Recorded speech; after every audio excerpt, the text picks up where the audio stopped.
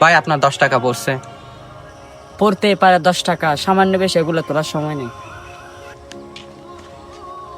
এই ভাই দাঁড়ান, জি ভাই বলেন। আপনি মনে হয় আপনার বাবার টাকায় চলেন। হ্যাঁ, আমি আমার বাবার টাকা দিয়ে চলি, তাতে আপনার কি হয়েছে?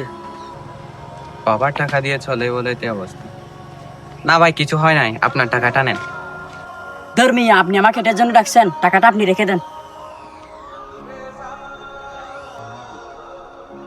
হায় রে মানুষ, এই 10 টাকার মূল্য বুঝলে না, একদিন ঠিকই বুঝবে।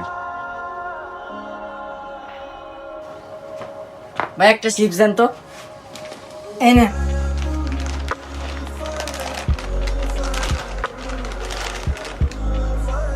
ভাই 10 টাকা দেন।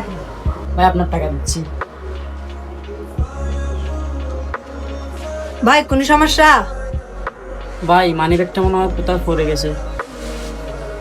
এতগুলো কথা বলার দরকার নাই, আগে টাকা দেন। ফাজলামি করেন নিয়ে। ভাই আমি ফাজলামি করছি না, সত্যি আমার মানি ব্যাগ খারাপ হয়ে গেছে। আর এগুলো 10 টাকায় তো সামান্য, আমি আপনাকে দিয়ে দেবো। 10 টাকা এটা আপনার কাছে সামান্য হতে পারে, আমার কাছে 10 টাকা অনেক বড় বিষয়। সিপ নেওয়ার সময় খেয়াল ছিল না? ভাই এই নেন ওনার চিপসের টাকা।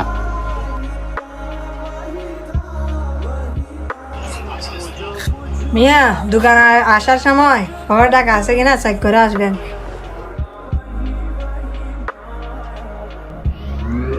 শুনেন ভাই, পৃথিবীতে টাকার অনেক মূল্য। বাবার টাকায় চলেন তো, তাই টাকার মূল্য বুঝেন না। যেদিন নিজে ইনকাম করবেন সেদিন টাকার মূল্য বুঝবেন।